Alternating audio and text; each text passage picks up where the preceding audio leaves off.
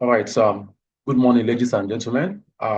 Thank you for registering for this program, CreativeCoderJed program. I'm really happy that you have joined this program. Just to use this moment to appreciate all that have been assisting us, the technical, the support, and everything. Thank you very much, and we really, really appreciate. I want to thank our participants or candidates from Africa, Nigeria, Ghana, I think someone from Kenya too.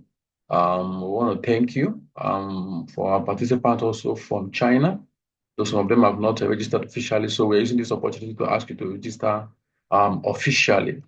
Register officially to the form so that you can be in our Discord channel. So this program, we are running it from the Discord channel actually. So everything we are doing is from the Discord channel. We don't have any other alternative for it, and our projects are done to the GitHubs. All right. So please, I just want to use this opportunity to thank all of us. And the past two classes, we had challenges with our mic. For now, we don't have a standing mic. We are still using inbuilt mic. We are soliciting for support too in that. You understand? So our handles are there. Please support us. Anything we can get. So we are planning to get mic. We're planning to get an official studio. I can see I'm streaming from home. I'm streaming from home. I'm not supposed to stream from home.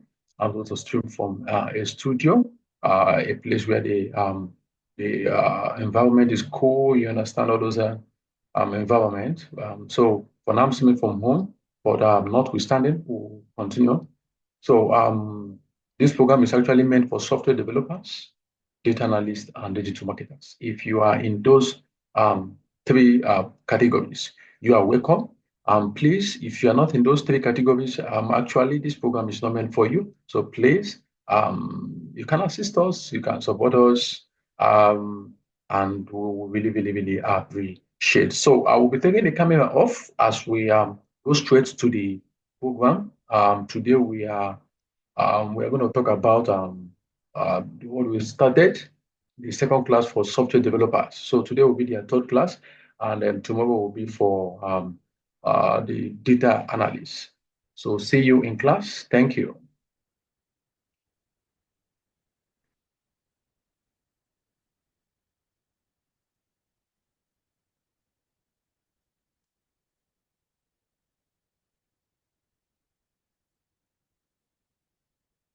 All right. So we started the last time.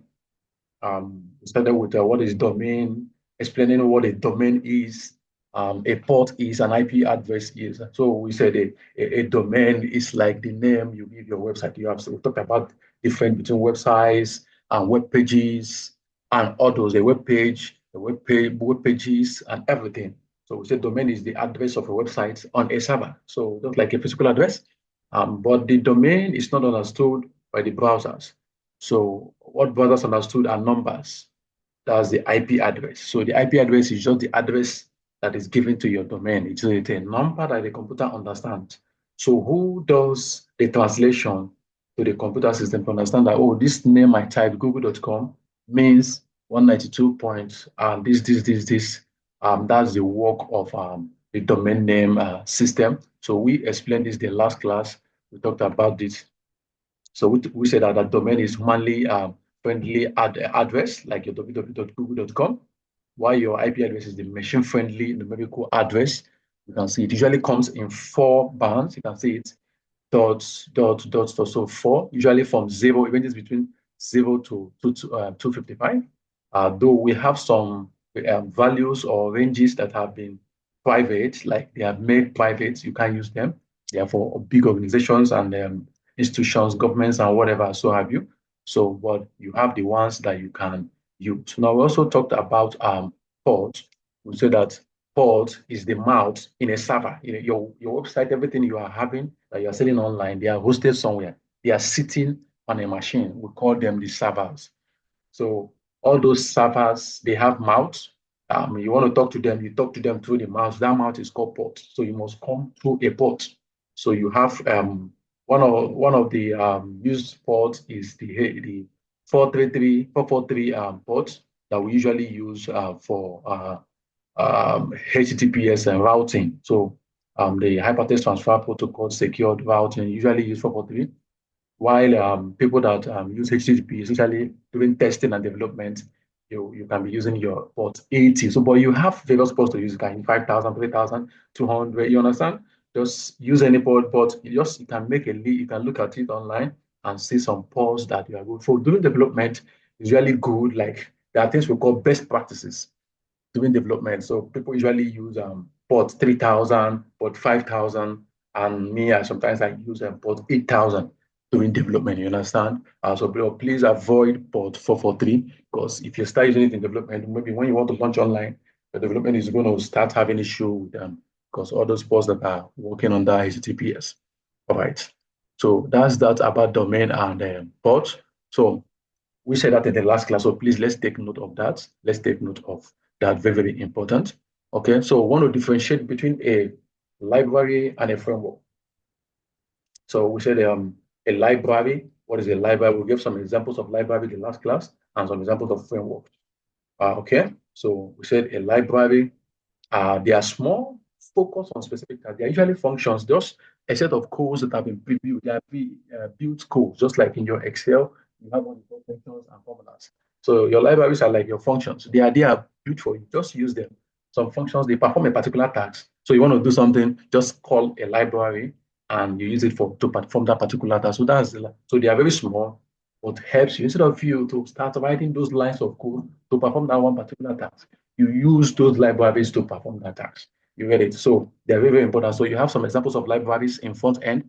You have React.js. It's a library, a good library, great library. You have D3.js, usually for data visualization, your charts and all those. You have jQuery for your DOM manipulation. You want to manipulate your DOM. So you need jQuery. It makes you can even write the JavaScript code, turn it to jQuery, and it will look very small. So jQuery can make your code very, very, your JavaScript very, very small. So while frameworks, on the other hand, they are larger, they provide full structure for you. Unlike libraries that you are the one controlling, frameworks controls your work. So you can't control frameworks, they will control your work. So, but they are big and they give you they lay the rules for you to follow. So you have Angular, that's also a JavaScript framework. You have Vue.js. So all these are so you have some frameworks. You have frameworks and libraries. So you can check them up. You have CSS frameworks. You have JavaScript frameworks like we've said, Vue.js, Angular, and libraries like React JS. So let's take note of that. Overview of the front end development stack work. All right. Overview of this. Okay. So we started with front end. We talked about the difference between the front enders, the front end developers, and the back end developers. The front end developers are people that are they are interested more with what is happening in the front, the UI, that's the user interface, and the user experience UX. So you want to know what is happening. Oh, the user comes to your website or in your application on your software. The software looks good, can navigate through very well. That means the front end developers did a good work. So we've said that in the last class, so we'll not waste much time there. Okay. So we'll not waste much time here. All right. So we also talked about that the three major front end stacks that you'll be using: HTML, defining your structure and laying the content of your web pages and applications. You have your CSS, the cascading style sheets. The HTML is hypertext markup language. The cascading style sheet provides you styling, so you style your work, make it look good. And the JavaScript adds interactivity and functionality to your website. So you want your website to have life. Let it not be dormant. Let it not be static. When somebody comes to your website, there should be interaction. Something is moving. Something is talking. All those kind of things. So those things are the work of JavaScript. They add functionality, live, and interactivity to your work. So we have discussed the frameworks already. Okay. Okay, so we talked about downloading and installing Node.js, npm, GitHub, and GitHub desktop. So I will try to route that again. And the first one we have said is to download Visual Studio Code. I will say we should download Visual Studio Code. Very, very important that you download the Visual Studio Code. for all the works that we're using Visual Studio. There are other IDE, integrated development environments, that you can use, but for this program, please, we are sticking with Visual Studio. So I gave us my blog site that we should use it. Okay. So if you go to this site, this is my blog site. You use it to use it to look. All right. Let me drop this thing here. Somewhere here. Okay. All right. So look at this. So if you come here, just type Visual Studio Code. Use the search button, Studio Code, and enter. So you're going to do the searching for you. You will see it. I think that should be this here. That post should be this here. That post should be this here. So okay, look at it here. You can see it, September 21st. So without even searching, you can go to it. You can go to it. All right. So you open it, just download it and take the instructions there. Install your Visual Studio Code. Very, very important. So please, let's do that. It is very, very important. Okay. So when you open it here, it tells you how to download, how to install. So this is the site you are going to. You click here, it will start download. It will say, you will see where they will download. So you choose your operating system, is it Windows, is it Mac? So you follow the instructions here. Sure that you do all those stuffs. We have discussed those stuff before, so you do them. So after downloading Visual Studio Code, we'll talk about the next one is for the Node, Node.js, npm, Git, and GitHub. So the same place you come, you will see this. You can see this. This is September 22. You also go to that. So the first one is Node.js. So you go here and you download Node.js, download the X or anyone want to download, follow the instruction. So when you're done downloading, you should test that you have downloaded your Node.js. So if you go to your computer system, you can use your search or Windows X as be your search. So you just do CMD. You're going to see your command prompt. CMD is your command prompt. So it's the machine that controls your computer system. All right. But I like this. So I have it here. So we just to check that is installed. So dash or just -v or -v, you check. So it's installed. You can see it shows that it's installed. It shows that Node.js is installed in my system. The version 22.5.1. So you also check npm, the Node package manager. Node package manager, also check it. npm, the version 10.8.1. So they are installed. You are sure. Okay, that's good. So you're good to go. So the next one is you download Git. So Git is used for version controlling. So to control all the codes so that you can get the old versions of your code, the new versions, you use Git for that. So if you look at my system, I have Git here. This is Git. So you also download it, follow the instruction, download it, and also verify with your command prompts whether you have Git. So Git-v. So you can see my version 2.45.2. So you also do that. So when you have done that, after running the installer or downloading it, doing everything that the manual here says. So to configure it, I have said that you should create a folder in your desktop. Create a folder in your desktop, call it anything. You can see mine. This is my download folder. I can just create anything here on my desktop. Create a folder, call it maybe software development, maybe whatever you want to call it. So if you have downloaded Git, make sure that maybe you add it to your taskbar. You can add it to your taskbar or add it anywhere you want to add it to your desktop. But usually, for example, you can add it to your taskbar. So we will not be using more of CMD, the command prompt for your system. If you're on Windows, if you're on Linux, already I think this should be there. All right, so we use this. So you open your Git, or what is called Git bash. You open it, it will look like this. This is how your Git will look like. So it will show you the name of the user that is using the PC. So HP, that's me. This is the name of the computer system, and this is the name of the engine on Windows. All right. So this thing is showing. So I can now start using some commands.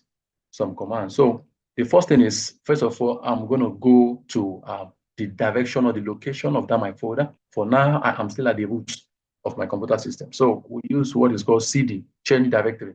So I will do CD to the root, that's the HP, that's this.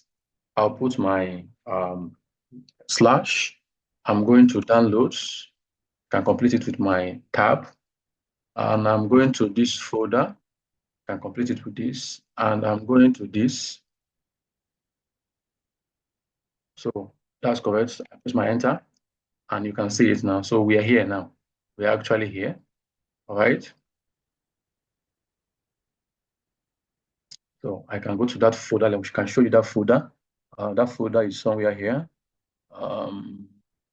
Let me get it up, please. Sorry. Okay.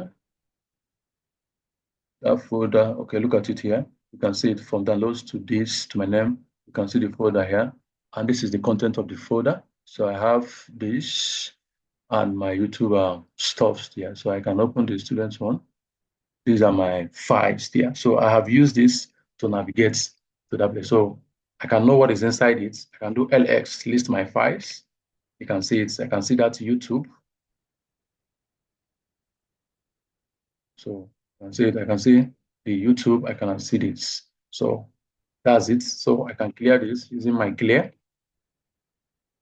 So I'm in this folder now. I'm in this folder now. I'm in this folder now. So I can actually, my VS Code, can actually open my VS Code from here if you have done it. But you can still open your VS Code just by clicking on it and opening it. All right. So after doing those things, let me leave this here. Leave this here. So, okay, we are configuring this Git your identity. So you do this git config global user.name. You put your name, make sure that your name is what you don't write your name, just put your name there. So we are able to here, where we wrote your name, just change it to maybe Peter, Paul, John Doe, whatever. Your email, put your email here. So you type this explicitly. So I'm here now, I'll type git doing config for it's a global configuration. So global, and I want to do user name, user.name. So my name is Jedediah Solomon. I don't like using one name, so that maybe when I have somebody using the same name in a teamwork, we can differentiate. So use two names and press my enter. I've done it before, so no need of doing it again, but you can still do it. So that is it. That is it. So that is that. All right. All right. So you do the same thing for the for your email config.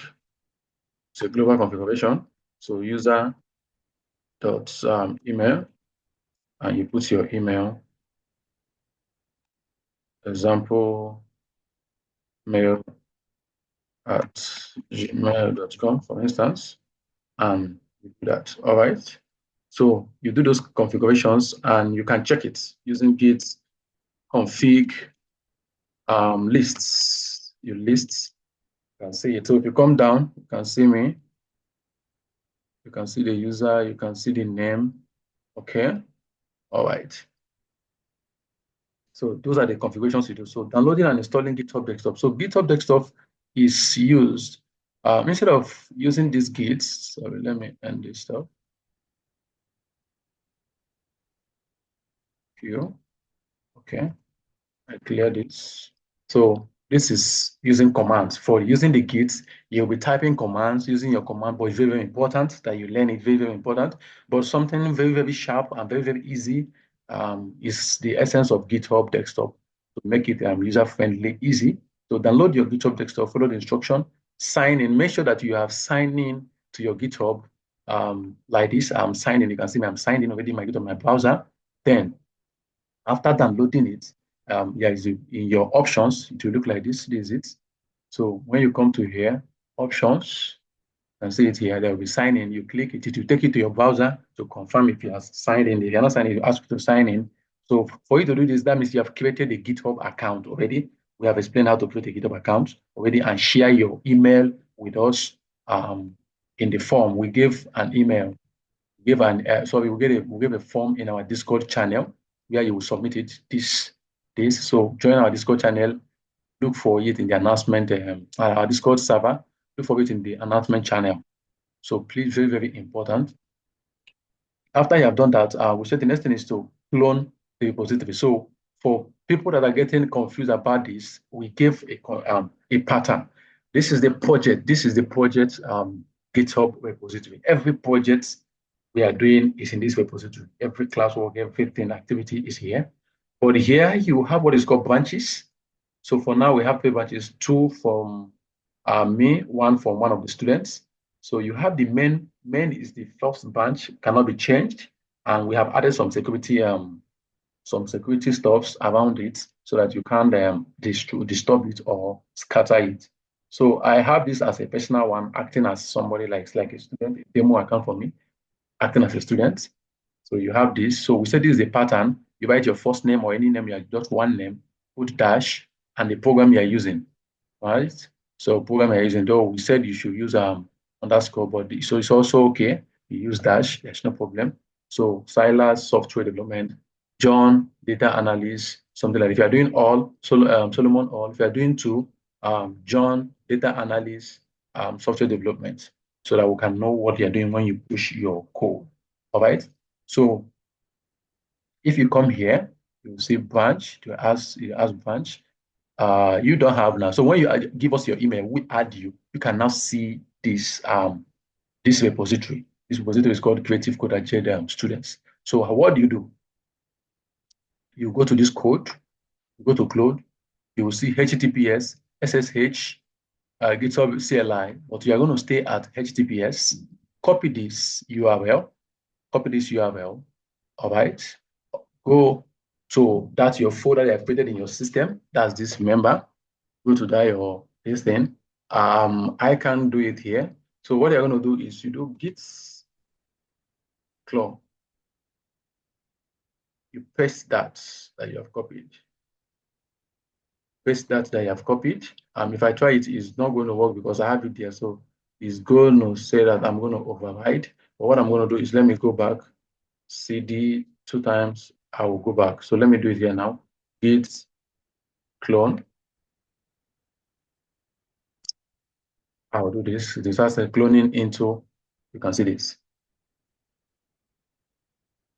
All right, so you do this, so it's done. So if I check it out now, so you see I have this again here, but that's not the one. I don't want it in my system again. All right, so I'm deleting it. Deleted. All right, so you have done that. So you open it up, look at what is inside. Look at what is inside.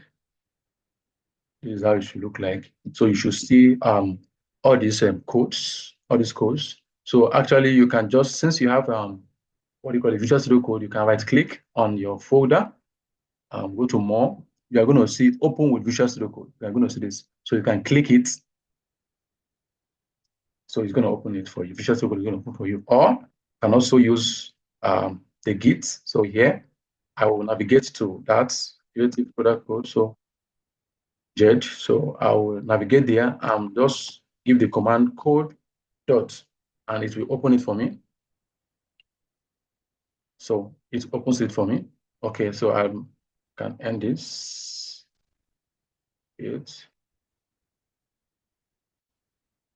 Okay, so let me close this.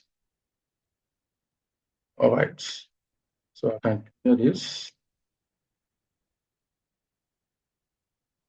So let me still open it the second way again. So remember it, you open this. So now coming to Visual Studio Code, you are going to see all this code. This is a license. You understand? What you are going to do next is check here. Let's navigate to that.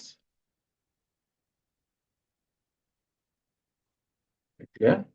So if you check here, you can see I'm in this branch. Remember, we said we have 3 branches for now. So I can see this guy's branch. This is a student. I can only see the men. I'm the one handling men, and I can see this. But I'm using another account to handle this. So I can see. So that's the account I can see now. Men, I have another account for it. All right. So you should see that you should be in the men, but the men is you don't have access to it. Anything you do in the men and try to send it, it cannot work because I have this security to lock it off. So there are things that you cannot do. So that's the main branch because of we needed authenticity and integrity for the branch. So what you're going to do is to create a branch of your own, the way we talked about it. So you come to branch here in your GitHub desktop now. You can say new branch, you click, you create it, create a branch. It will ask you to publish, you publish it. All right, so let me try, let me say tests. Okay, let me say John software development. So create branch. So create branch based on men or this. So it's going to ask you create based on what? So please create based on men, because men is our lookup branch. Okay. So the next thing is publish. You can see publish here. You can see publish here. So you publish.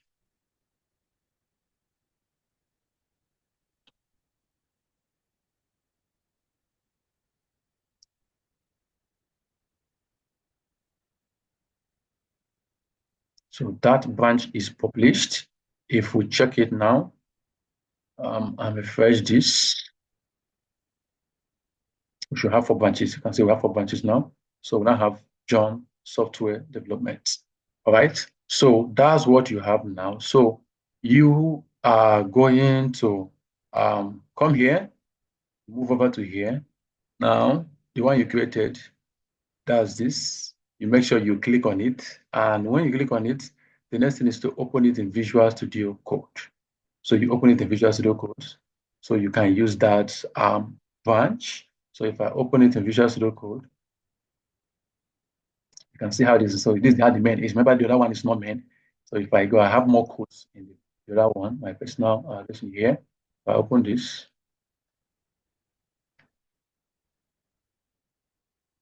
so if I open this, you can see I have more codes here than the main. So we now go to that one that we have opened. So let's use it. We're going to use it to work. Okay. So open in Visual Studio Code. Okay. All right. So this is it. So what I'm going to do is you come to this with me. This is your readme. Clean it up. You can read online how to write a readme, but very, very simple. Readme, the syntax is very simple. So use your hash for headings. Hash, only one hash means the highest heading, biggest heading. 2 hash, second to the biggest. Like that. So you have 6 hashes that I can use. When I try and do Control Shift V, I can view my readme file. So you can see this is big because I use 1 hash. You can see this heading here, I use 2 hash. So you wear the hash and give space, it will be blue like this. All right.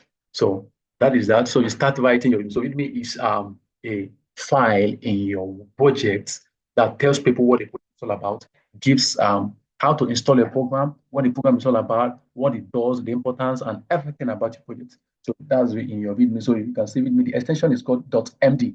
You must make sure you use .md. All right. So you write your readme file. You can read online how to write the readme file. I've said it here. Put it, let you have your name. I want to see the project you the program you're under. So I want to see those things. Write it, maybe write what you're trying to achieve, many, many things, and all those kinds of stuff. So you can use whatever you want to use. You can add some pictures. You understand? You can add some pictures. Just read about it, add, can add link, to it. So very, very important. So do it. I'm not going to do that now. So the next thing is this license. This license is going to show your name then. So it's going to show your name then. All right. So for now, you have these are the files you have. So the next thing you're going to do is you create a folder. So look at folder. This is for file. This is for folder. This is for refresh. And this is for collapsing the Explorer. So you create a folder. You can click like this so that you can create it inside. I create here a folder. So class 1. There was an assignment in class 1. So that's how we're doing it. So class 2, you create a folder for class 2. So I'm creating a folder for class 1. I open it like this. This arrow should come down so that you must know that you are inside it. All right. So we'll go and read what the class 1 said later, but that is it for now. So we said create that using Node.js. Okay, we have talked about this. So no need for you to do this. This is a general blog, so I just put this in here. So just stopping here. You don't even need this. So download this. No need for this for you. These are for backend guys. So for now. So Git, we said using Git for version control controlling. So pushing to GitHub. Okay. So let's do something. Let me delete this. The readme file. Okay. Let me say this guy is John Doe. It's John, yeah. So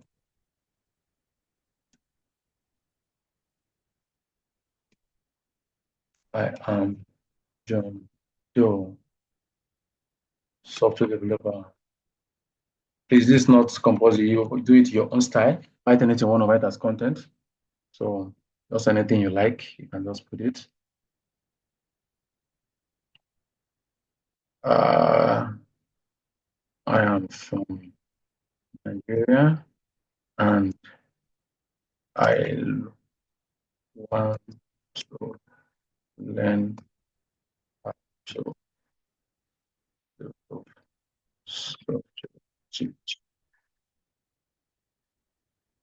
So for instance, this you get, okay. So the license, okay, I'm leaving this like this, okay. Let me just take this. But it should be your name when you do that. John Doe. Or just leave the license, please. Leave the license. Leave the license where it is. Since it's a project license, just leave it. But the readme for your audition, change it. Change the readme. All right. This stuff. So I think this is not necessary. Just delete it. Don't need it. Okay. Okay. So we are done with this. So the next thing is to push it to our GitHub. That thing is on our local system. We push it to GitHub. So we have a pattern to do that. We have a pattern to that. So you don't need to do this. This is for people that want to initiate. So you start from here. Actually, we have set it in the here. This is where it is. You can see it's commit. So git add. So we are using command line now. So remember, make sure that you are in that place. Solomon, or you can see I'm not in that one.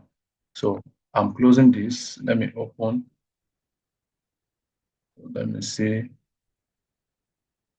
You must make sure that you are in the branch. Oh, I'll open VS Code. How to open Git Bash. Okay, so Git Bash here. I click.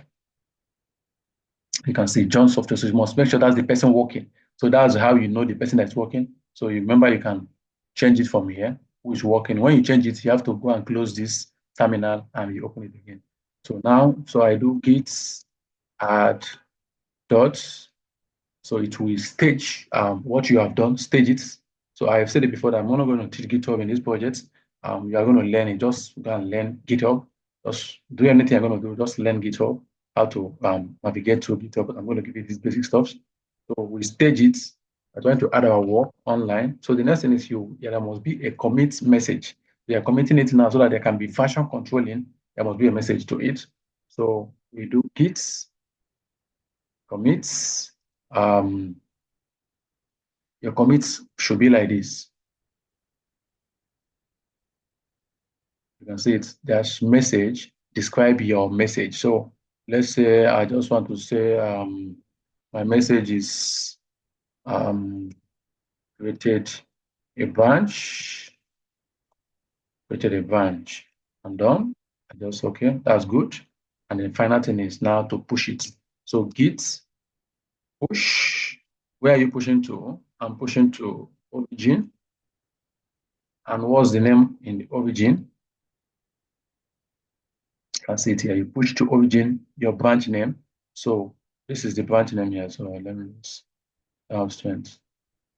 So type, I copy and paste. So I'm git pushing to origin. The origin, where am I pushing to? I'm pushing to this my branch. So I do that. Perfect, perfect. So let me check it out. So if we go, you can see this guy has a push 3 seconds ago. You can see it came in. So check his stuff. So you can see it. I'm the software developer. So you can see it's done. So his work is here. And his folder is where is his folder?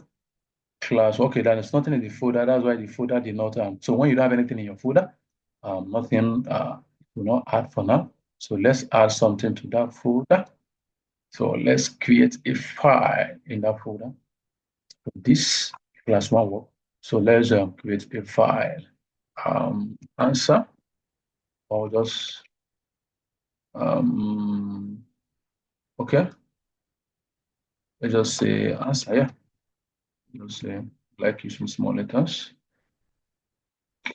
Answer.md. So MD usually uses for things like maybe to answer, do assignment or whatever, because it's a markdown, so it can do some formatting and then annotations. So it starts doing the classwork. The classwork was the access different domains, the access many things. So those classwork should be here. Please in your class one work. The next one should be class two. So we have done class one. So let me just add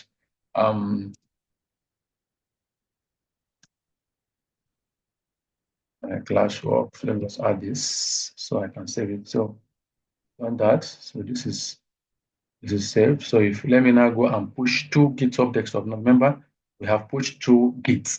So you can be working with any of them, but it's good to learn the two of them. Very important. This is somehow easy because you're using commands, but it makes you to learn commands. You understand?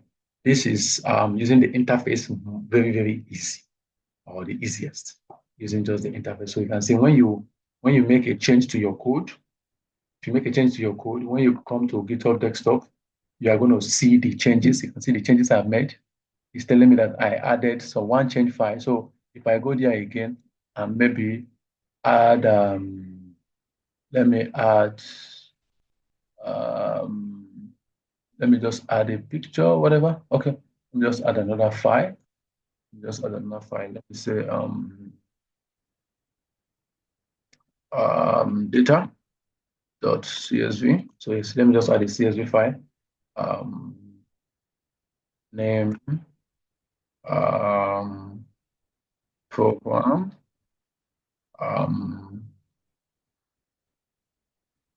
comments. So I do John Doe program data analysis and comments. I like you guys. I have data man data analysis with work team. So let me just use this. So I've added another file. So if I go to GitHub desktop, you can see it's two files changed. So I have two files changed to tell you. So if you go to the second one, you will see what you did. So green means what you added, red means what you deleted. So if I go there and delete Peter Bo and save my file and go to my GitHub desktop, it's going to tell me I deleted something. So you can see it. It's going to tell me what I deleted. So show that I cleaned something from here. You can see it. All right. So how do we now do it? So the first thing is that commit message we did here. We wrote here. Remember, we wrote a commit message here, created a branch. So now the same commit message, you come here, this when you're using a GitHub desktop, your commit message is written. You can see they say commit to this, but this cannot work until you write a commit message. You can also make it more elaborate by putting a description. Maybe the message you want other people following you or the team to understand what you did in this commit. So you write description. But for now, let's just use only the title will work. But if something that you need more explanation, because you don't, this is just title. Title is just maybe a few words. So let me say added classwork. Added classwork. So you can see this on now. So I can commit. Commit after committing, you say push to origin. So you either use this or Control P is there. You can see it Control P. So I'm going to use Control P. So we're going to push it to the origin. So that's done. So let me refresh here. All right, so you can see it here, class one, very well. So you can see it answer.md data.csv. I can see all those files, they are now in GitHub. You get? All right. So this is very important. This is what we are asked to do. This is what we are asked to do. So when you do it, what's the next thing that we are told to do?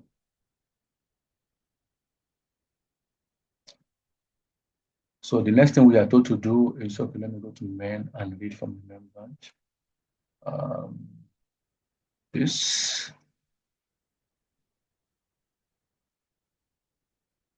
How it works. Okay. Talked about done this for projects that are so no, not now. Okay, so whatever you do, we said that we'll be having the webhook event will be coming to our Discord. So if we go to GitHub Collabo, you can see you're hearing it. So they are coming, you can see.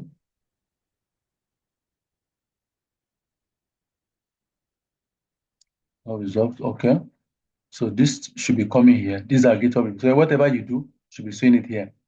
John Software Development, you can see. Created it. This one. Okay. So you can see whatever you are doing, we'll be seeing it here. So very, very important. So let's see, go back here. All right. So I think we are done with this. All right. So let me just simply delete this branch. Don't want it. I'm gonna delete the branch. So I'm gonna delete it. Delete same branch. I delete branch.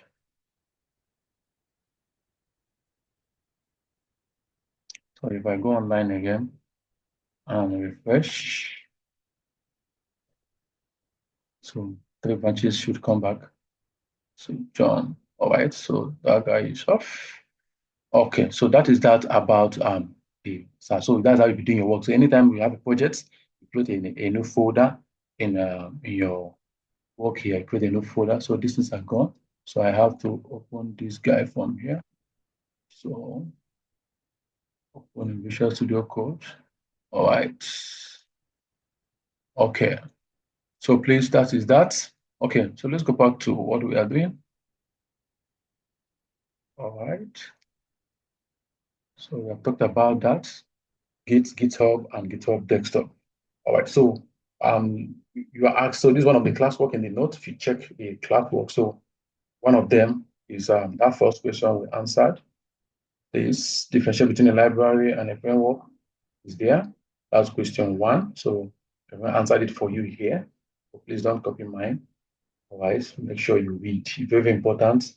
Anybody that is into tech, one thing is about reading. You must read. Must read. So list 20 Unix-based commands, which can also be used as Git commands and their uses. So what we mean is here, remember we are using this. So I have showed you clear is a command to clear your command line to be clear, to make it clean. Use clear. You have CD, change directory to move directory. So out of one place to another. You have ls to see what is inside, list the files. So you can see these are the files inside that folder or directory. Those are the files. You want to see it better, you can do ls a, see it. So you can see what some files that are hidden. We call them dot files. You can see them. But when you did ls, you can't see dot files. You want to see all the files, use lxa. All right. Clear again. So there are many of them. So give us 20. So that is what that question is all about. So list 20 and what they use in your project. Okay, so let's talk about we started front-end work, the HTML tags, the elements, and the attributes.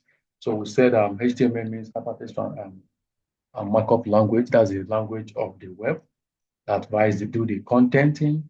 We talked about how a HTML structure looks like. Start with a tag, and that with elements, and elements have attributes. Talked about the structure of HTML. Okay, so if I can create a file here, I can create a file here.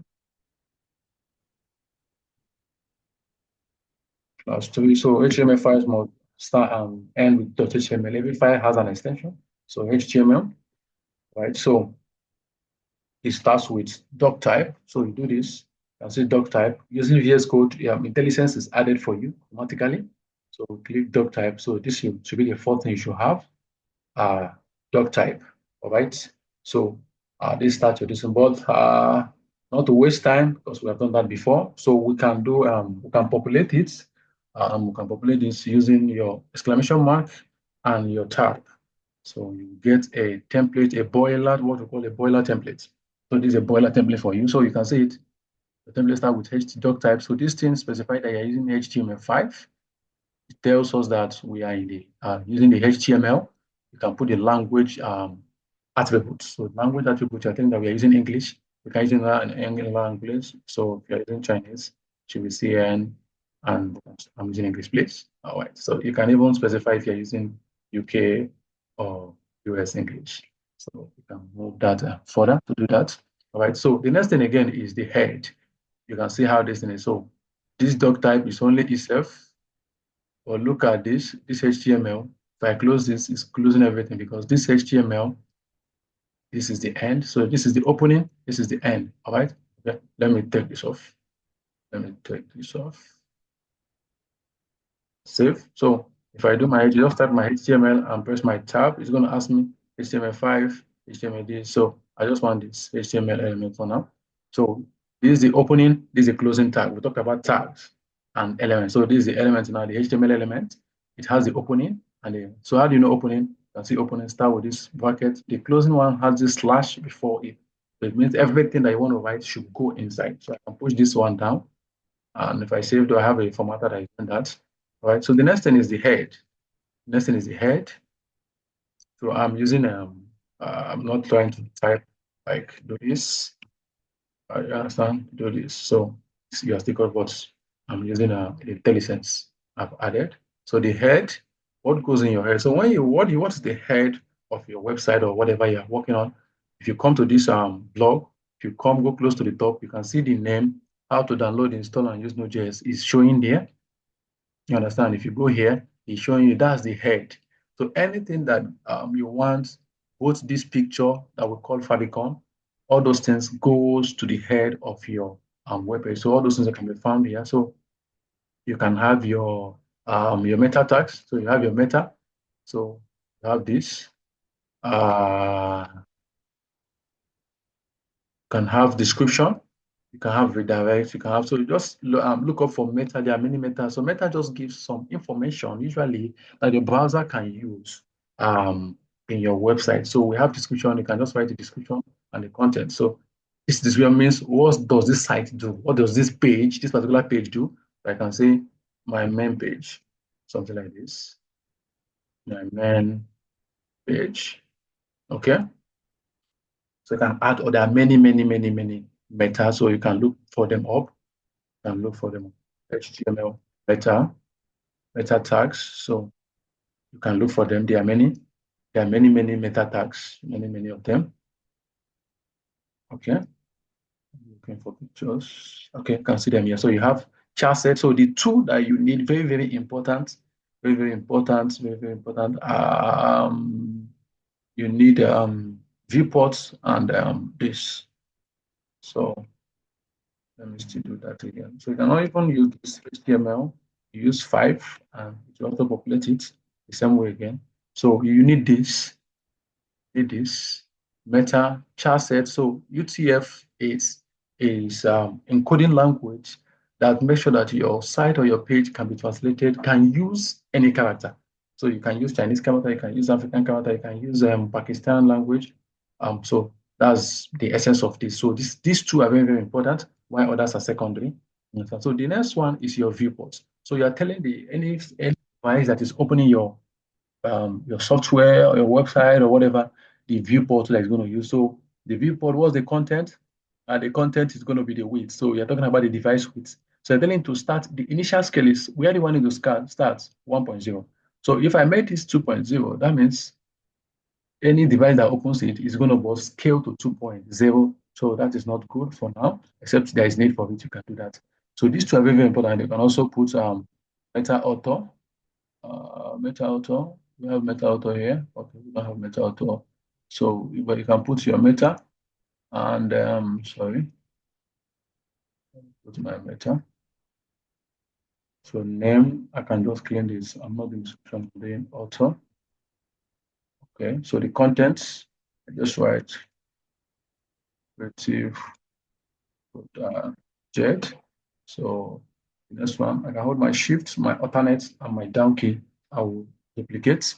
So the next one is description. Description. So I can put some description here. My home page, for instance. So you can look at other methods. So they are the ones that helps what do you call it now, your browsers to work better, like the bots. There are many of them. So look for them and know what they do. Okay, so you can give the robots. So they tell your browser how to index and search your page. Okay, so that is that. That. Okay. So HTML attributes. What are HTML attributes? All right. So we started with HTML elements and what are HTML attributes. So attributes are what we find inside our HTML elements. So when you write an HTML element, let's look for an example. Okay, well, we're still explaining this. So after that, the next thing should be the title of your web page. So every web page should have a title. That's the stuff that will show here when you go close. This is the title. This stuff you're seeing here, plus one project. So this is the title. So how do we do? So this is mine. So I can do my first title. First title. So all these things they sleep or they are embedded all in the head tag. So you can see the head is containing all this. Those are the things, information you find in the head. So the head is not what is shown to the user that comes to a website or a software application. So the head is just what it helps, what is there. It's composite that they're there, but it's not all that must be there, but you can choose the one that you want to be there. All right. So the next thing after the head, so you can close this off. The head is off. The next thing is the body. So the body, you can see the opening body, the closing body. So the inside, what goes inside? So your content now goes inside. So a body should have at least one heading. So you usually have 6 headings. If you type H1, you're going to see we have headings 6. Have this. All right. So heading 1, just like in your README file, is a big test. So I am heading 1. Okay. So you can have heading 2. Heading 2 is good. So you can have that till heading 6. So the biggest is heading 1, while the smallest is now heading 6 in that order. All right. So we're talking about attributes. We said attributes are what we add inside our elements. So first we have the href attributes. Have the href attributes. So the href attribute goes with the link element. So the link element is the A elements. So this A element, it contains href. So the element is usually for a link. When you see a link on the website, or you click it, it takes you somewhere. That means it's embedded in the link. So let's say I have a link that is going to, okay, let's say submitting something, for instance, or vows. Let me just say vows. So let's say we want to use, let's say, okay, let me just copy my blog link. Okay. So I paste this is the link. So what I'm saying, read my blog. So after in the href is the attribute. It contains the link where people will go, where it's taking people. So link is when someone clicks it, where is it taking us? So that's the link. So it's taking us to this website now, HTTPS, does that and that. So this is the text that the people will see. So people will not see this. They only see this when they hover around it. But the text they're going to see is this. So you make sure you make your text very small and short and readable. This is good. All right. Okay, so we talked before in when we are downloading installing VS Code, if you read that blog very well, we talked about extensions. So extensions in your VS Code, the first thing here is your Explorer, is your search. This is your source control. I'll be controlling your GitHub from here. This is your debugging, these are your extensions. So you come to extensions, there's extension that we use to serve our HTML files so that it will not be local. If I can serve my HTML file from here, if I click this, I can see class 3.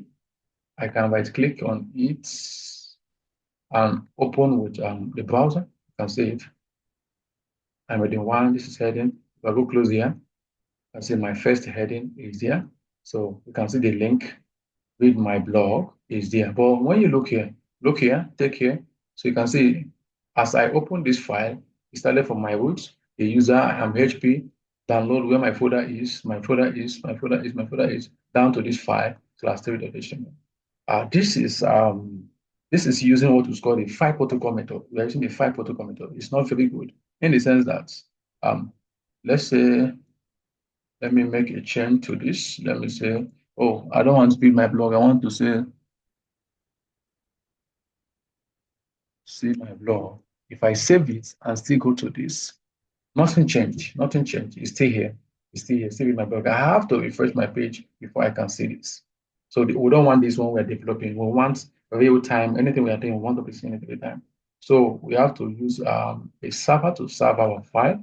So one of the extensions that you need for this is called live server. So I would advise you install it. Live server by which someone or something which we did. Yeah. So this I have it already. It's already installed in my own. So install it. When you click on it, it will show install.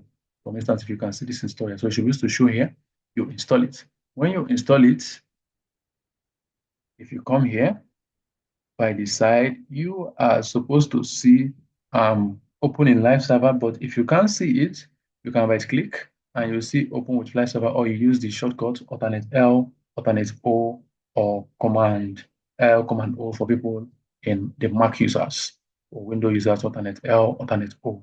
So if I click on this, like open with live server, it's going to open. So it's going to take us to that page. Now let's make a change now and see. Let's take it to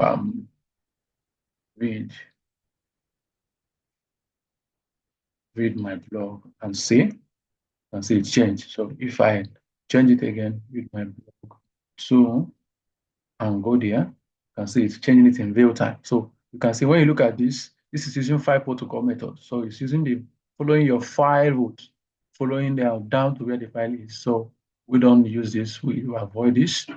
Let's use it. So you can see this is what we're talking about. So look at this. This is using 127.0.0. If you remember, IP address. So this is the IP address now that is using IP address that is not using domain name. So it's routing it to the IP address. So and the port that it's using is what? Port 5500 to serve this your file. To serve this over. So we can do it on our own. We can just say 127.0.0.1 5500. We serve this. So nothing in tables. Something is running here. So we put class 3. So you get to this. So we can also do it. We can also use local hosts. But remember the reason why this is typing like this is the correct one is like this. Or when you type it and check it, what you should see there is, let's open another link. Let's open another link. So this is what you should see. So if you type only this, don't think that that's what you're having. So it's adding this in for you automatically.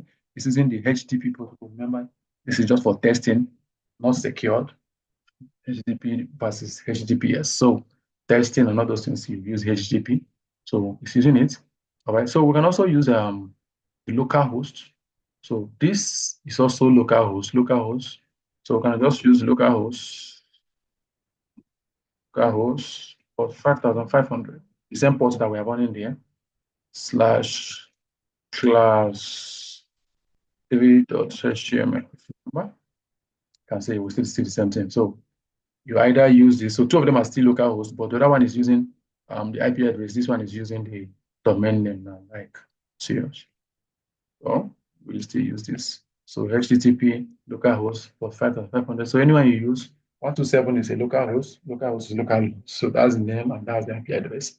So that's that. So this is one of the attributes. This is one of the attributes, as we can see. Okay. All right. So the href attribute, very, very important. So let's for that. So the next one is for our image. We have image attribute. So when I want to add an image to a site, okay, let's say I want to add image. I use the img tag.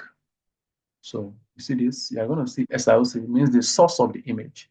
Where are we getting this image? Okay. So the source of this image, let me see.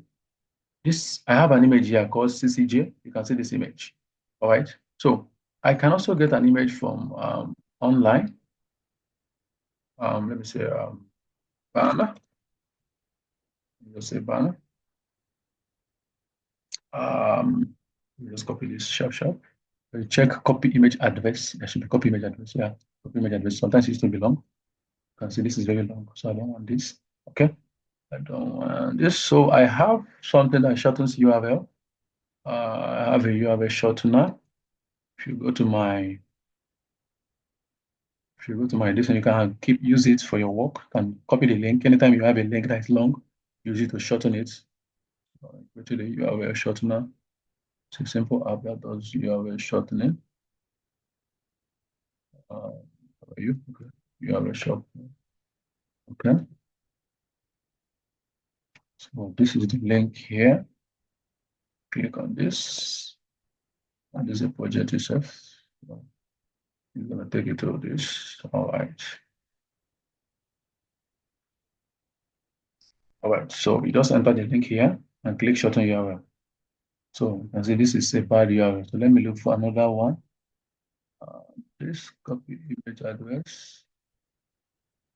Where is that? So all these stuffs are having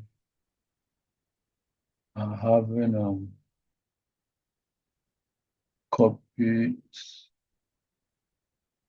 link address. Let me see whether that will work.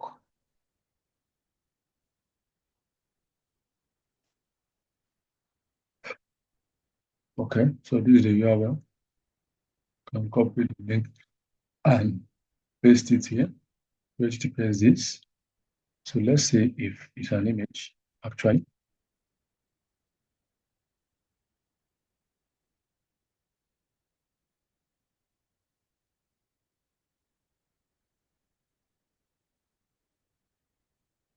So it's not an image actually. So it's not an image. Okay. I'm looking for it. So what I'm saying in essence is that you can get an image. I don't have a link that is giving us better link. I'm trying to get my copy image address. Okay, so let's just use the long one like that. If it is long, some of all these image links, they are very long. You can see this, very, very long. Okay, so you can see it here. This is an image that added it to our work. All right, so you can add image like that. All right, so look at something. Look at something. So we added it in the SRC. SRC is the source of the image. Wow, this is a long image. Okay, so that's where we added it. Okay, that's why the image is it's having this data stuff showing the direction. So that's why it's not when you copy image, better you download the image and host it yourself. If you are copying and getting image from online, don't rely on the link of the online image. Sometimes they can take it off or change their server. That means your stuff will cut. All right, so these are to add image from online. So you can also add it from your work or a project. So that will lead us to what is called, since we're talking about links and image, it lead us to what is called relative URL and absolute URL. So what is an absolute URL? An absolute URL is a URL that is leading us to a particular site, a particular image at the web or on the web.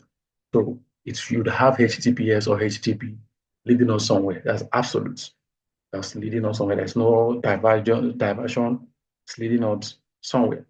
So just like this now, it's leading us somewhere. This when you click on this state, now it's taking me to my blog direct. So we also have relative. Relative means it's gonna be in relation or taking relativity from your project setup. So when you create a project, the project is like this. This is the roots, the folders. Everything here is sitting inside. That's the folder. But if you look at this class folder that okay, I've not created that class folder here. So assuming we have a folder here now, let's say let me create a folder. Let me say folder one. Let me just create it. So I have folder one, and I have these files. These are files that should be denoted different between a file and a folder. All right, I have this image here. So let me copy it also and put it here. I'm pasting. So I have it two times. All right. So I have this image here in folder one. I also have it in the root. Remember, I've talked about the root. So now I want to add image again. So let's add image again. Now for the one in the root, this one here, you can just simply add the name of the image, but not go. It's better you use your full stop and pick it up. So you can just use this name and I save. dot slash the name of the image because the image is sitting at the root. All right, that's the relativeness now we're talking about. So if you check here, and see this is the image, even though we have not sized it. Okay. Now, I want to get the second one. The second one. So the second one is in folder one. So I have folder one and then the name of the image. So you can see how I moved now. We entered folder one. We now entered, we now get the image. So that's the relativeness we're talking about, relativity. So you must look for, you must move. So we use dots to move one step. We use dot to move two steps. So if something is inside this folder and we want to pick something outside, you understand? We are going to come out two times. We're going to come out two times. So that is that. So we'll still talk about that if there is time. So that's that. So we use dot, move once. So assuming, okay, let's say, let me copy this image again. Let me copy it again. Inside folder, let me create another folder again. Inner folder. Inner folder, okay. Inside inner folder, let me paste this also. So here, we can still do image again. So we now have the root. We'll go to the roots, go to folder, go to inner folder, and the picture. So you see how we move. We moved three times. Now, what if we have something here? I want to pick something from outside. It's going to move two times. So it's going to use dots. It's going to use dots. So that's what we call relative UI. So you can take your time also and look at what is relative UI. So just very simple something. Moving up, using your dots, one step, one dot, two steps, two dots. That is how to move that. Okay, so that is that about image. So something happens to link also. Link, if you want to link, maybe there's a file you want to link, you just use dots and relative links to add it to. Okay. Okay, so absolutely, yeah. Width and height. Okay, so we can add width and height attributes as well. Remember, we're talking about attributes. So we have looked at this with the SRC. Okay, so let's talk about width and height. So let me take this out. Okay, save this file. Now let's save it up. So we have the widths that we can use and manipulate the width of our image. So if we save this and go to our image, take this off. This image is big. You can see it's very big, closing everywhere. We can manipulate it. We can manipulate it. Let's say 400. The width that's in pixel. So it's in pixel, so you don't need to write the unit and the height. So the height, let's make the height 200, 100 by 200. So you can see we have manipulated it. Understand? We can make it 800 by, let's say, 300, for instance. So you can see it. But please, when you're doing it, make sure you don't stretch the picture much. Don't stretch the picture much. So whenever, that's why the people that help us in designing, when we're designing the UI UX designers, you must ensure that you have your project set up. So they will tell you, you will tell them the various dimensions of images you need so that you don't use your width and height to shrink your image. As a level you reach, you start shrinking your images. So those are attributes. Width, height, those are very much attributes. Let's look at more attributes. The alternative for your picture. So a picture you add, it's also important that you add another attribute called alternate. This attribute is very, very important. So what is the name of this picture? Okay, so this is just a banner for CreativeCoderJed. So what happens, what's the essence of this? So when this image, maybe network is poor, whatever happens, that the server is not serving this file, this will show. When you go to online, sometimes when there's no network, you see that you have that thumbnail of a picture and you see a text. So this is the email message that we show. So for instance, let me just put something here to make this image not to show. If we go there, so you can see it, banner for CCJ is because we are using the wrong URL. So if we do it, we'll still see it. Come back to that. All right. So let's talk about another attribute. Okay, the style attribute. The style attribute. You have the color, you have all those things that you can add to it. So let's talk about the style attributes. Sorry. So let's say we have a paragraph. So P is for paragraphs. So I am coming now. Let me take this off. Save this. I'm coming now. So let's see it. No. So I'm coming now. Just normal text. So I want to style it. So remember where you put all your attributes, you put it in front of the opening tag, in front of it. So style. Which style am I using? I'm using color. And so the color is, you can select color from here. These are giving me this thing. But please note how it is written. Let me write it straight. So style equal to, you open your quotation mark, the name of the color, and the name of the attributes as a key value page now.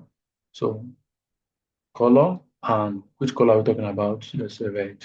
So you can see when you are done, you close it with semicolon. You can leave it if it is one. So that's why my formatter is taking, because it's only one. So if we go there, it's red. All right. So I can add some. I can add this. Let's say font size. So let me make it 30 pixel. Font size pixel for font size. So it's big. And have another one. Font width. Font width, you can make it bold. So it's bold. All right. So that is the style attribute. So the style attributes help you to style your element within your page. Okay. Let's look at which attribute again. Yeah. Okay.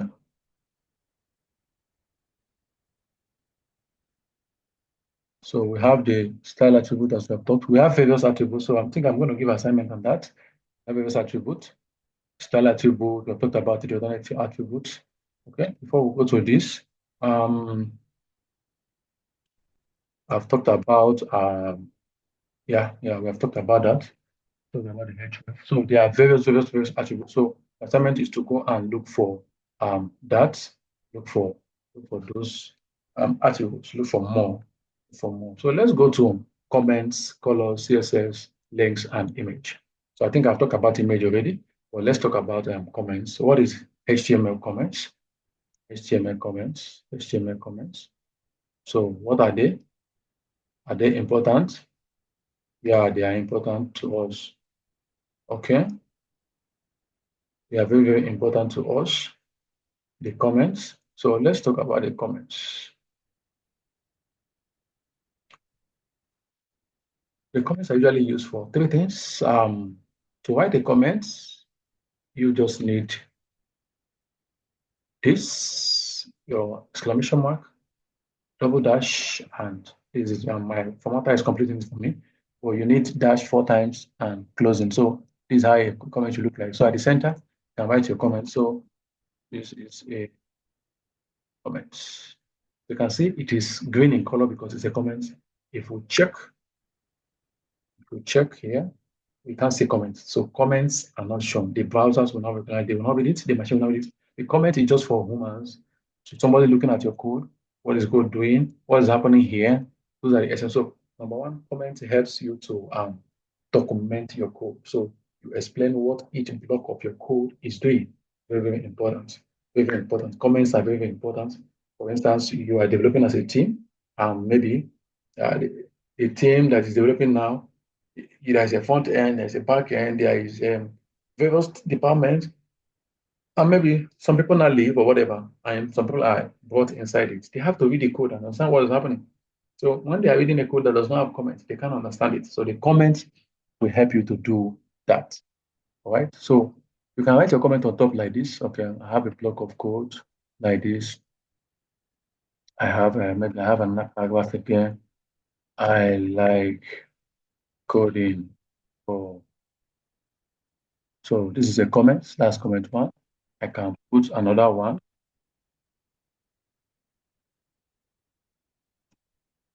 This is, for instance, so on. For instance, I can do this like this, but I'm not saying you should do it. I'm just giving an example. Putting it on top, whatever. I can also put these comments by the side. Maybe I want to explain what this line only do. So I can put it there. I can put it. It's a paragraph. This is a paragraph. Okay, so my formatter is doing that, but let it be here. You understand? Okay. All right. So for this formatter I'm using Prettier. So it's also advisable. I've also said it. So you install the extension Prettier by Prettier. You will see it's Prettier. So this show you install it Prettier code formatter. If it helps you to format your code, make your code beautiful. So install it also. Install Prettier also. All right. When you install it, you can come here, come to your settings. You go to format under user. You can see formatter. So there are many formatters. You choose Prettier. Make sure you're using Prettier. And you come and you can turn this thing on. So you should format your code whenever you save. So that's what is happening. Whenever I save, you can see it tries to format my code. If I take it off, if I do that thing and save my code, you can see nothing changed here. But if I go there again and take this, if I save now, you can see it brings this thing down. So it helps you to arrange your code accordingly. So that is that about the formatter Prettier. Okay. All right. What do we have here?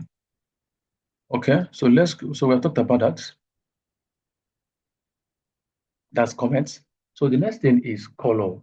Your HTML colors. What are they? What are HTML colors? So like you can see this is a color here that we added. We can add colors different ways. So you can see I use the name, hard coded the name. So let me add another paragraph. Add another paragraph. Oh, today is great. Today is great. So it's black already. So that's the default for now. So I want to add color. So remember, I'm using the style. I'm doing color. So I can use hard-coded the name of the colors, red, blue, whatever. You can see them here. VS Code will give you those intelligence. You can scroll down, look at them. You can see them. These ones are colors. These ones are not colors. These ones are color groups now. We'll talk about those ones. So colors can be written in majorly three ways. So you have your RGB method. You have your main color using the main color like this. So you have the RGB method. You can use RGB. So RGB, you can see this here. So the red, green, and the blue. You can use that. You now give it values. So your values should range between 0 and 255. Your value should range between 0 and 255. So the way it is arranged, 2555, 2555 should show a color. So let's say here, let's do 0 for green. Let's do 0 also. Remember, it's RGB. Let's do 0 and see what happens. So it's black. Yeah. So let's do 255, 255.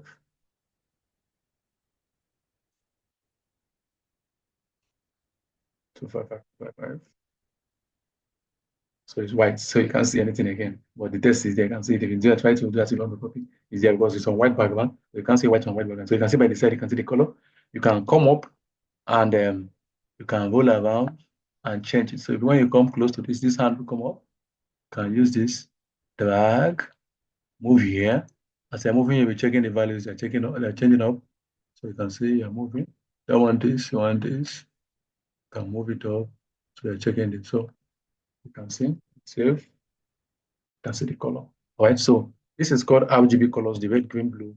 So the values range between 0 and so you're writing values for red, values for green, and value for blue. So you note that. All right, so we have another one again. Double this. We have another one again. Color. We have hex, that's hexadecimal now.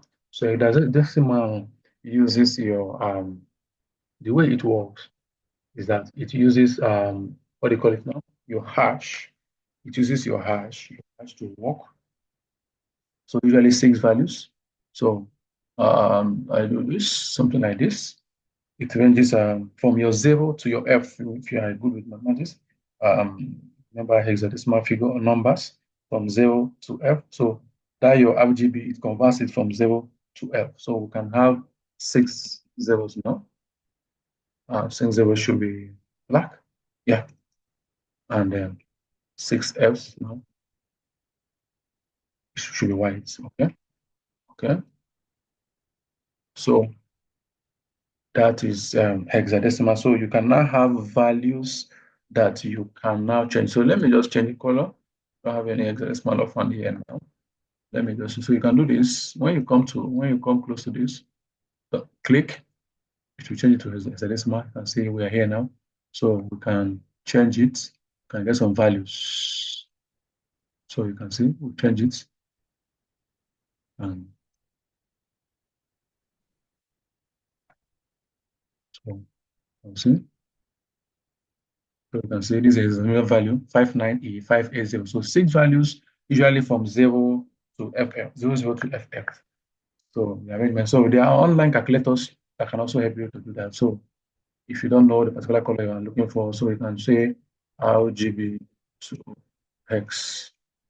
Okay, so you can use all these converters to convert. So they are there for you. So you write the RGB value. So let's say 232, or let me say 23. 1, 2, 7, and 25. I convert. So this is value. So you can see this is green. This is green. So this thing will give us green. Copy it. I can paste it here. I'll paste it here.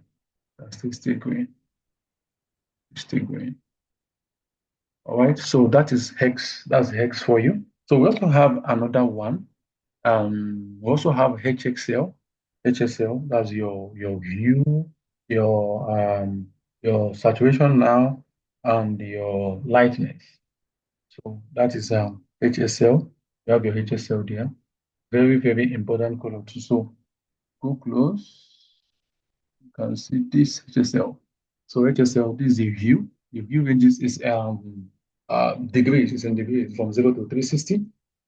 Your hue, your saturation is from 0 to 100%. So this is your lightness from 0% to 100%.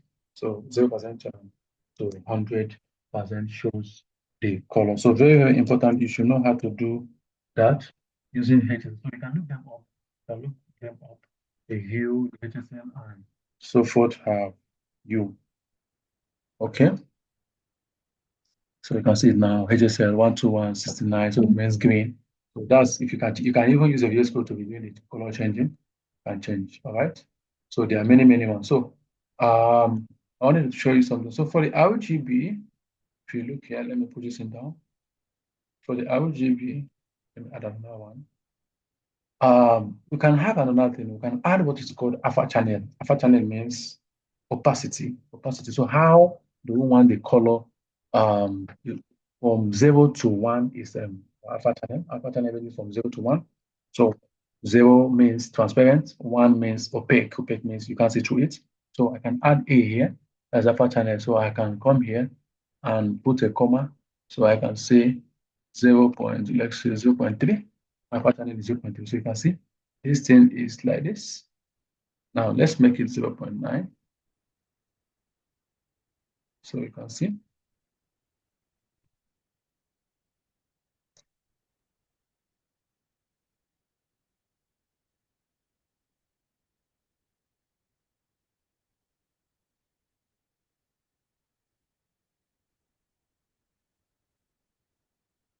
Okay, so trying to do that. So this is your alpha channel RGB here. So you have your RGB here, you can see them here. We also have HSLA. So you can also put alpha channel in your listen. So A means the transparent level. So if I drag this, this is for color, but my alpha channel, I can use this. I say it transparent. I'm moving down to transparency and I'm moving to opaque. So you can use this.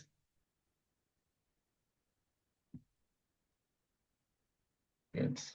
So this is used to control your alpha channel opacity. How bright do you want your color to be?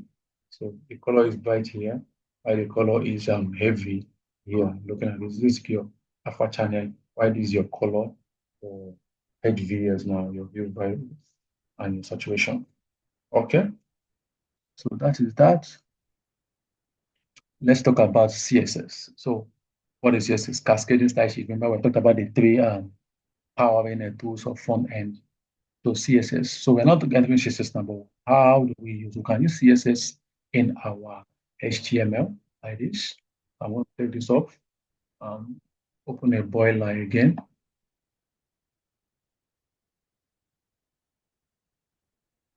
Okay, so I'm opening a boiler again. So coming here.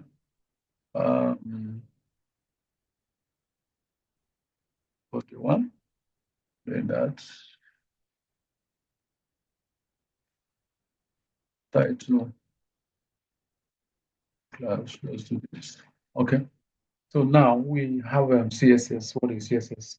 We have been doing CSS here, but we don't know. So CSS means adding styles. So cascading style sheet means adding styles. We can add the styles by using the style attribute. Remember? So this method is called the inline method. It's called the inline method. All right. So using the CSS inside an element. So each element, that means you're going to do it. So for color, let's say red, for instance, and for the something like font size, put this column here. So note how we are writing this. So for CSS, if you have two words, you use dash to separate them. You can say if you have three words, use dash to separate them. So let's say font size, we are doing let's say 24 pixel like this.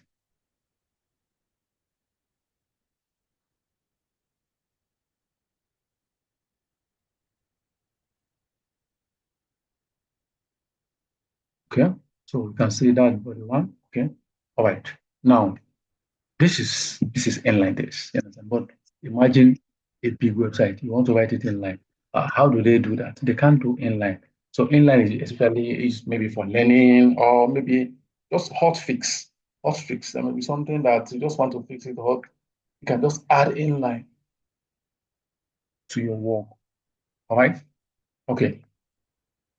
Now, what's the second one? So this is inline CSS. We also have the second one. So let me boilerplate this. Let me boilerplate this. There's what we call the portion. So I think this should be German or sorry, what do you call it? Latin something. So if I write love and portion, love M, I can say 20.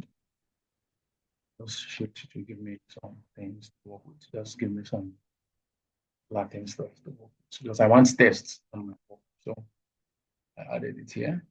So let me add it inside a paragraph. So let me put it inside a paragraph of 15. So this is cool.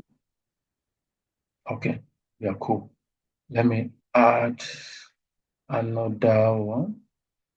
Let me add it's okay. Okay, so you can see paragraph. Paragraphs, when you have paragraphs, they give themselves space because they are what we call block elements. So in HTML, we have what we call block elements and inline elements. Paragraphs and H1, all those headings, they are block elements. So you can see they don't stay on top of each other. This, when you put another one, even though this one has space, it will go down. But if we have things like span, these are inline elements. So I like you. Is there? If I add another span again, span, hey, How you?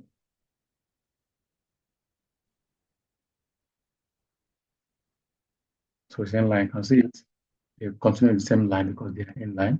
All right. So those are inline elements. All right. Now we have this. So we're talking about, we're done with looking at the inline CSS. We're adding our CSS inline. Next one we have is we can add it using internal CSS. So we can use our internal CSS. What internal CSS? So you come to your head. Remember, we talked about the HTML, the head, and the body. Okay, so come to your head, maybe after your title or before your title, anywhere. You can put it after your title or before your title. So anyone you want, you can just put style. So we'll use the style elements. So to write for internal CSS, style. So what do we do? So instead of this here, instead of this here,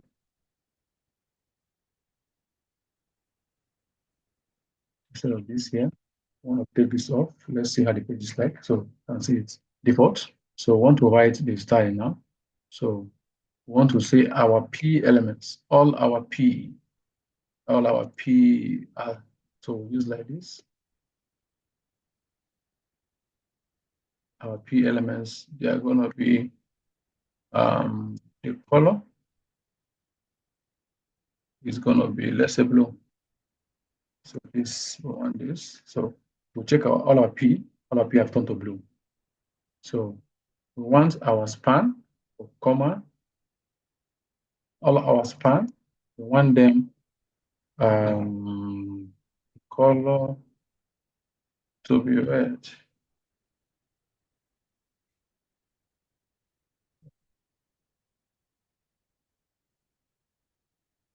Okay. So that is internal styling. So the styling, we are doing it from the style element inside the head elements. So you now write your style so that you don't need to be boggling your elements, so it should be clean. You understand? But still, this is not too good. This is not too good because it's going to make your, you can see this file, we are bothering this file, coming much just to make this thing. So I can say font size. Let's say, okay, let me do H1. H1, the font size. The font size, let's make it 40 pixel. 40 pixel. This is it. 80. This is it. Okay. So, all right, let's say 8%. 80 pixel. Okay. So this is internal CSS. Okay. Now, what happens? Okay, if I remember, we said the P elements, their colors are blue. You check it. The two of them, their colors are blue. Okay. What if I now come to this P element and put internal inline? I put style, I put color, and I put red. No. Let me put yellow. What will happen? Is it going to use red or is it going to use blue? Let's see. So you see, it's using yellow, not blue. Now, in power or in hierarchy, inline CSS has more power. That's why I said you want to override something. So inline CSS has the highest power, followed by internal CSS, and followed by the third one we're going to look at, which is external CSS. So this is having more power. So it starts overriding this one, even though you have a slide that said, oh, your paragraph should be blue. This one that you wrote here have said, no. Only you will want yellow. So that is that, right? Okay, so we have talked about inline and what do you call it now? Internal CSS. So, but these two are not making our work look good. So I'm going to copy this so that you can have a look at it later. I'm still going to go to, let me shut down this. Where is our class 3 HTML? Okay, here. So let me do class 3 p.html. Let me paste this. But now I'm going to take the style off. and I'm going to take this off. Okay. So now we want to do the external CSS method. How do you do the external CSS method? Very, very simple. So what you're going to do is you create the CSS file, an external file that your CSS codes are going to lie on. So we're going to create that file. So usually, just like I said, we like following best practices. So programmers, software developers usually use some names. It's not like if you like someone can say class 3.html, but this name is not looking professional and not a best practice. You understand? So you can usually see when you come to the site, you see home, about us, contact, all those things. So we usually use precise and professional and something that is universal and best practice. All right. So in CSS, some people use something like you can use style.css. Some people can even say styles.css. So I have style.css there already. So let me just call it styles.css. So you can use anyone style or styles. You can call it anything. I call it tomorrow.css. It will still work for you, but we're talking about best practice and something that is generally accepted. Okay, so we can write our CSS now. So for now, let's write our CSS code. Okay, so remember we talked about our here. We said our P should be blue. So okay, let me write it here. So our P, we want it in this space. We want our P to be color to be blue. So we want our P to be blue. We want our span to be red. We want our span to be, sorry, the color to be red. Sorry. We want our H1 to be, so if we open this, let's open this with live server. Nothing is happening, you can see. So the reason why nothing is happening is because we have not linked the CSS to it. So we are doing H1, say the font size is going to be 80 pixels. Good. Can we font family? The font family. So that means how the text will look like. So we can choose anyone here, you can add your own. So let's use Times New Roman. Yeah. So look at how this is for now. You might not know the name of this, the font or whatever. So if you want to know what is happening here, want to know how this is gotten in any website you go, so you right click and you right click somewhere in the page and scroll down, you will see inspect.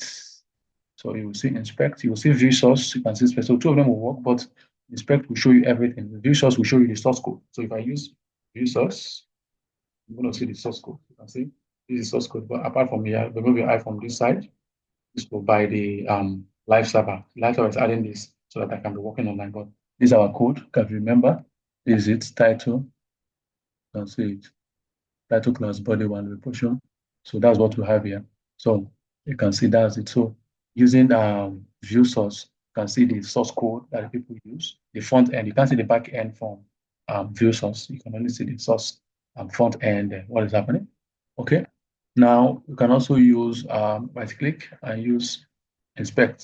So inspect is control shift I. Shift I. Yeah, control shift I. So inspect by control U. Control U is that view source. Control U. Yeah, control U is view source. Control shift I is inspect. So you can inspect. So when you come to your inspect, you see there's element start. So there are tabs here. We'll look at it very in a separate class, but for today, those are the elements. So you can see this is our code. This is what we are doing. Okay, how do you, so nothing is happening here. We don't know. So nothing is here. Nothing is here. So let's go and put it. So now it's not linked. So that's why we're not seeing it. So how do we link it? We link it by using the element called link. So you have the link element. So after the title, just do link. Let me just do this. So it has an attribute called real. That's a relationship. It shows the relationship. So it's style sheet. The relationship is style sheet. Why this is the name of the file. So let me do this. So link. Let me do this. So I think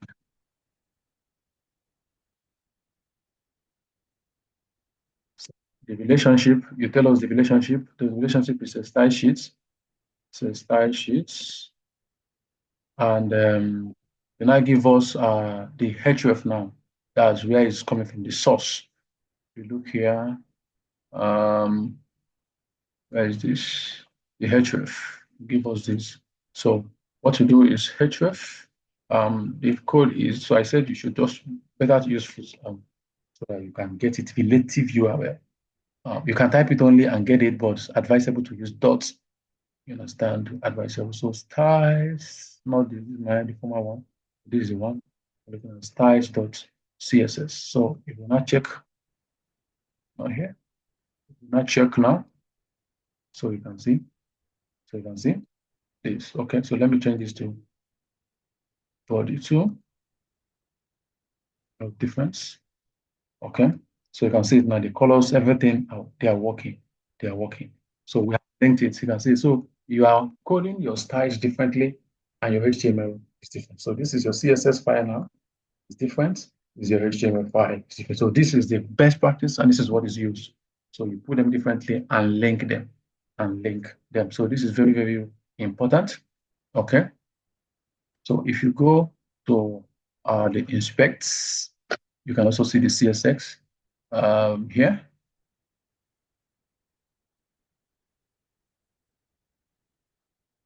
Yeah. No. Okay. So if I click on an element, I can see it. So by the right line side, you can see this was shifted. So you can see this, the styles. So these are the styles that are inside this page.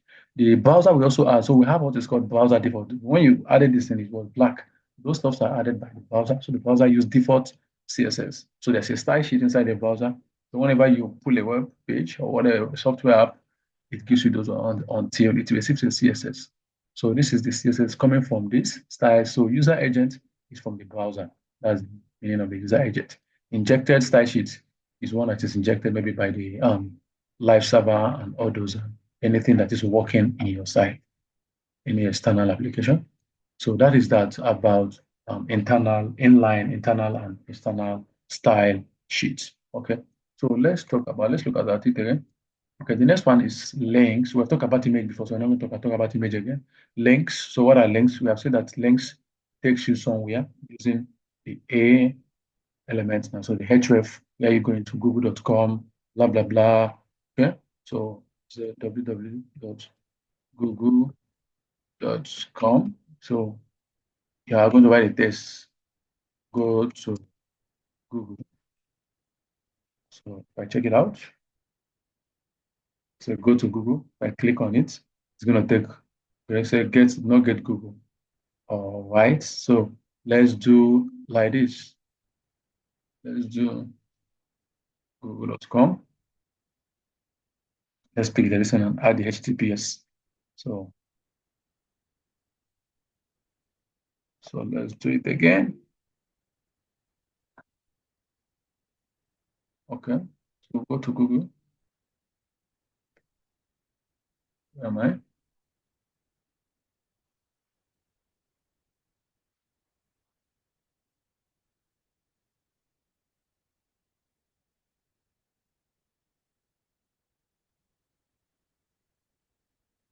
Okay, let me open this live server. Don't know why that is cached. Yeah, so you can see it now. It was cached before. So it takes you to Google. So this is a link. It takes you to any link. So you put the link inside your href. That's the reference area you're talking about. Why the test is what is going to show. Yeah. All right. So there are many ways to use this link. It's not like we're going to use only link. You can also use link with image, just like what I said. We had an image here. Okay, let me just add it directly. So instead of using a text, we can make an image a link. So I push this down, for instance. Let me make an image. Let me say the source is, let me use that image, this. So,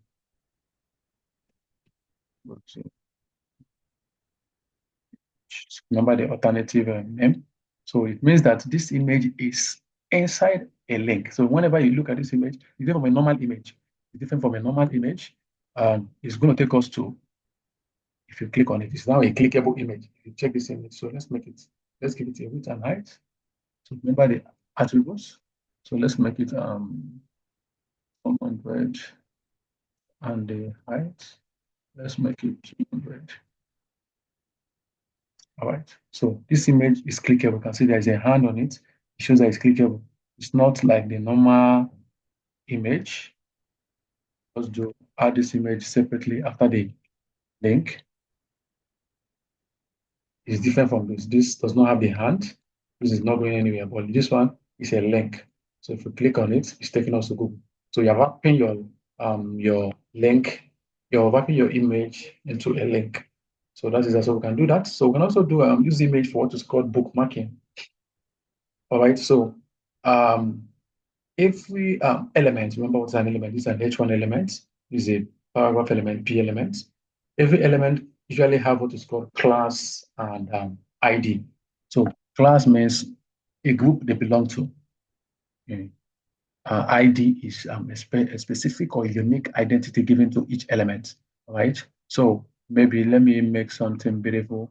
Let me take this off. So let's say it's like schoolwork, subjects, how to cook Chinese rice. Okay. So I have, let me put some, I'm not going to type, I'm very lazy in typing. So I'm going to use log m. Let me use log 40. So I'm going to use log 40. I'm going to do this sometimes. Okay. That's the subject. So I have another thing here that is h2. This is what did I give this? Okay. Let me give this types of cooking. For instance, let me copy the whole of this too.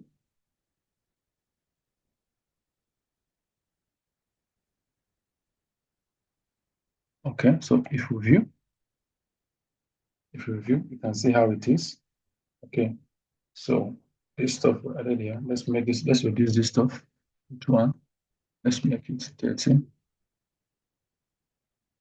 Okay, okay.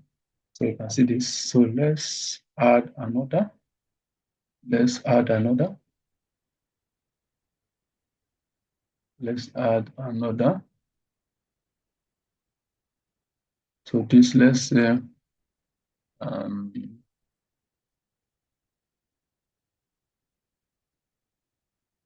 advantages of cooking. So, advantages of cooking. All right. So we can give them an ID, the headings. We can give it ID. We'll say this is heading or subjects. Let's say subjects. Give this is ID. We give it advantages. The ID is advantages. And this we give it ID of types. So what we can do is, since we have these IDs, we can now add what is called a bookmark link. So maybe things, let me use a H4. H4 links to use. So let's put a. So we use the hash and copy what you wrote inside. You should know it. Understand? So subject. So this will take us to subjects. Yeah. So the other one is advantages that can be called. Advantages and this is types. Okay.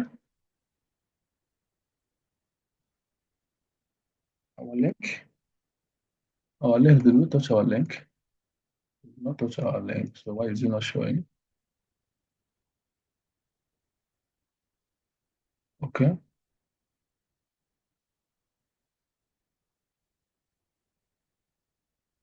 Let's see why this is catching.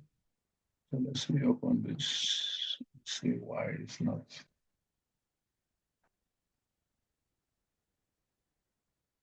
Okay. There's no text inside our link. Sorry. Okay. So let's write here subjects, advantages, and we should have a test and types. Okay. Okay. So we can use there's a break something because if you look, these are the link elements are what you call inline elements, as we have said. So they will be in one line. So I don't want it to be in one line. So you can use an element called break element. So it's also among the void elements we talked about. So if you do this, VR and this, it pushes the next thing down. So you can see push this thing down. Okay, so we can also add it here. VR, and I can also add VR here. 0, 2. So you can be back in this. Okay, so subject takes us to this. If you look on top, it asks the subject's ID for you. Advantages takes us to advantages. Types takes us to types. So that is how bookmarking a link works. You add the ID to where you want it to go. You now use the link to reference what you want. Okay. All right. So I think we are done with that. We have done image.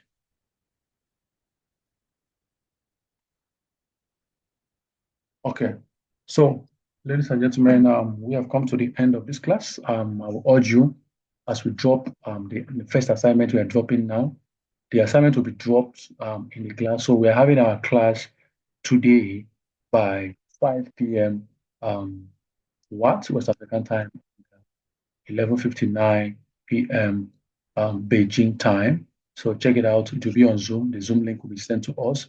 Watch this video, join us. Then we'll give the classwork.